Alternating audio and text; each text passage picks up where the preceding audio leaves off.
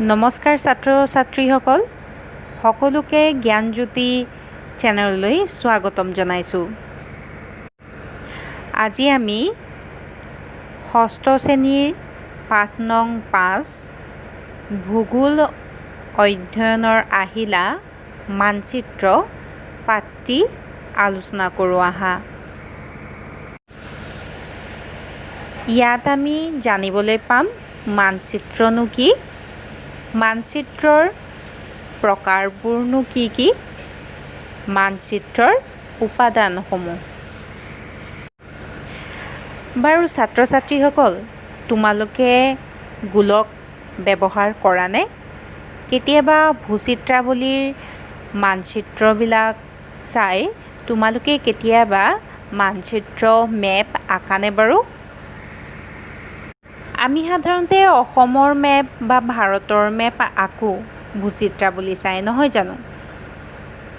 কিন্তু এই মানচিত্ৰ বিষয়টো কিহৰ ভিতৰত অন্তৰ্ভুক্ত বাৰু তোমালোকে জানানে? আচলতে এই মানচিত্ৰ বিষয়টো ভূগোল অধ্যয়নৰ বিষয়বস্তু। ভূগোল মানে কি বাৰু?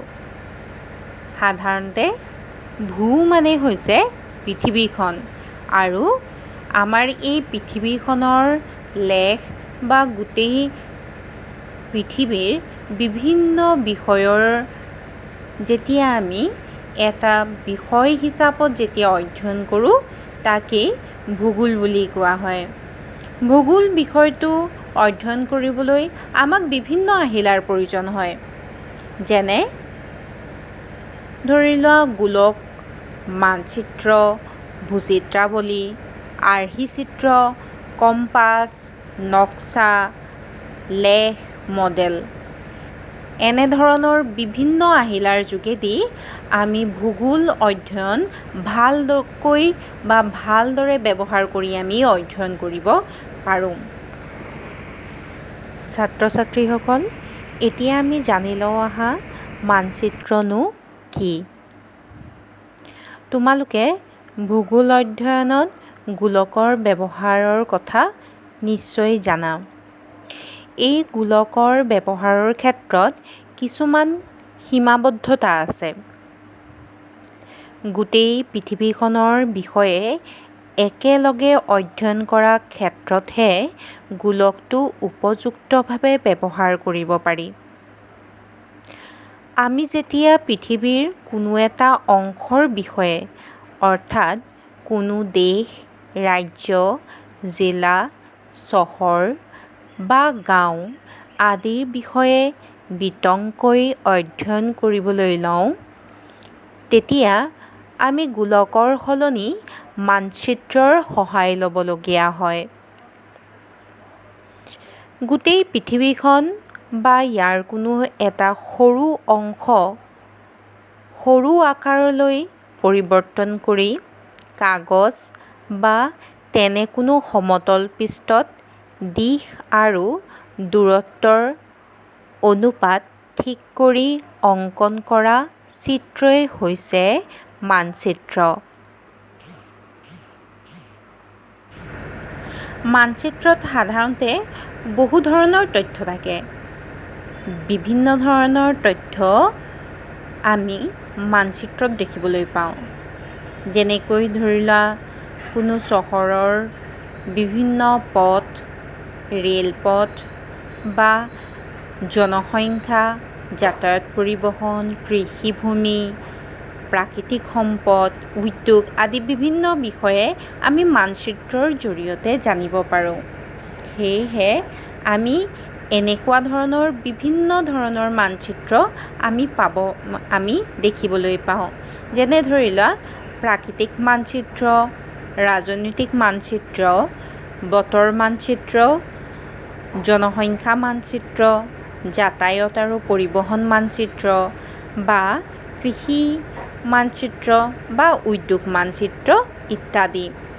এতিয়া কথা হ'ল যে আমি প্ৰাকৃতিক মানচিত্ৰতনো কি তথ্য জানিবলৈ পাম।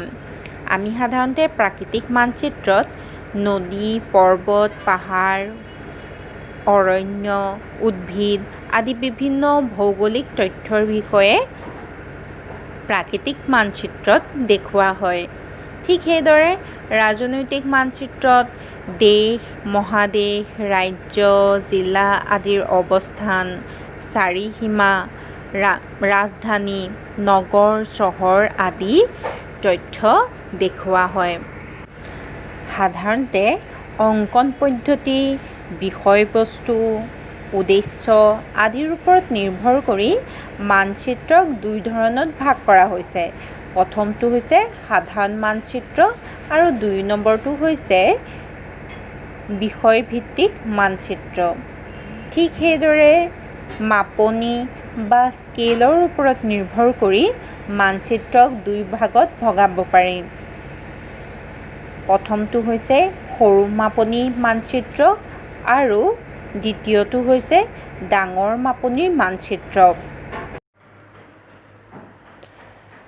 মানচিত্ৰ এখন প্ৰস্তুত কৰা আৰু অধ্যয়ন কৰাৰ সময়ত কেইটামান উপাদানৰ প্ৰয়োজন হয়। এই উপাদানকেইটা হ'ল দূৰত্ব, দিশ আৰু সাংকেতিক চিহ্ন। এতিয়া আমি দূৰত্বৰ বিষয়ে অলপমান জানি লওঁ আহাচোন। দুখন ঠাইৰ মাজৰ প্ৰকৃত দূৰত্বক মানচিত্ৰত সেই একে পৰিমাণৰ জোখতে দেখুৱাবলৈ হ'লে প্ৰকৃত ঠাইখনৰ সমানেই মানচিত্ৰখন হ'ব লাগিব। কিন্তু মানচিত্ৰ সিমান ডাঙৰ কৰা সম্ভৱ জানো? ই অসম্ভৱ, নহয় জানো? সেয়েহে মানচিত্ৰখনৰ আকাৰ সুবিধাজনকভাৱে সৰু কৰি লোৱা হয়। কথাটো ভালদৰে বুজিবলৈ মই তোমালোকক এটা উদাহৰণ দিওঁ। তোমাৰ ঘৰ আৰু জিলা সদৰৰ মাজৰ দূৰত্ব হৈছে ২০ কিলোমিটাৰ। এতিয়া তোমাৰ ঘৰৰ পৰা জিলা সদৰ যদি প্ৰকৃত দূৰত্ব ২০ কিলোমিটাৰ হয়, তেনেহ'লে মানচিত্ৰত ইয়াক ২ চেণ্টিমিটাৰত দেখুওৱা হ'ব। ইয়াৰ অৰ্থ হ'ব মানচিত্ৰৰ ১ চেণ্টিমিটাৰ দূৰত্ব ধৰাপৃষ্ঠত ১০ কিলোমিটাৰ দূৰত্বক বুজাব। মানচিত্ৰৰ আন এটা উল্লেখযোগ্য উপাদান হৈছে দিশ। তোমালোকে সকলোৱে জানা দিশ কেইটা? দিশ সাধাৰণতে চাৰিটা হয়, নহয় জানো? উত্তৰ, দক্ষিণ, পূব আৰু পশ্চিম। ইয়াৰ মাজৰ দিশবিলাকক এনেকৈ নামাকৰণ কৰা হয়। চিত্ৰত তোমালোকে নিশ্চয় দেখিছা, উত্তৰ-পূব, দক্ষিণ-পূব, দক্ষিণ-পশ্চিম আৰু উত্তৰ-পশ্চিম। এতিয়া দিশ নিৰ্ণয় যন্ত্ৰ বা কম্পাছৰ সহায়ত আমি কোনো এখন ঠাইৰ দিশ শুদ্ধকৈ জানিব পাৰোঁ।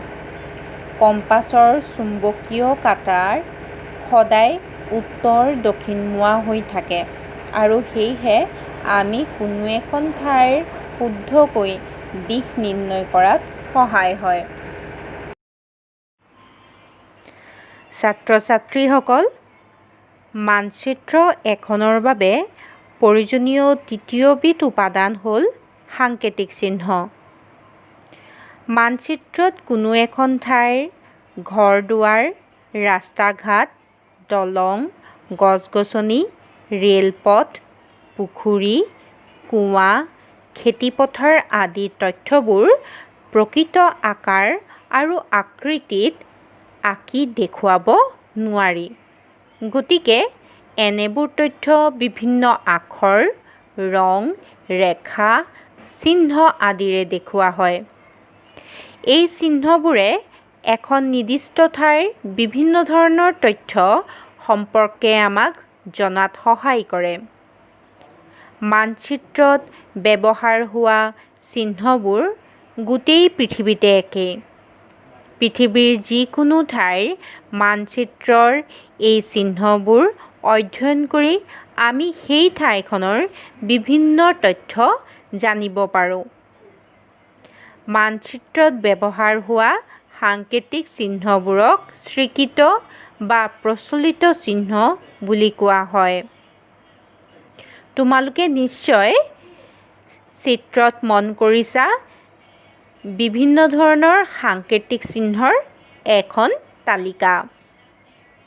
এই তালিকাত ৰেলপথ, পকীপথ, কেঁচা পথ, চাৰিসীমা, নদী, কুঁৱা, পুখুৰী, মন্দিৰ, মছজিদ, ডাকঘৰ, টেলিগ্ৰাফ অফিচ, জনবসতি, কবৰস্থান, বৃক্ষ চিহ্ন আদি কেতবোৰ সাংকেতিক চিহ্ন দেখুওৱা হৈছে।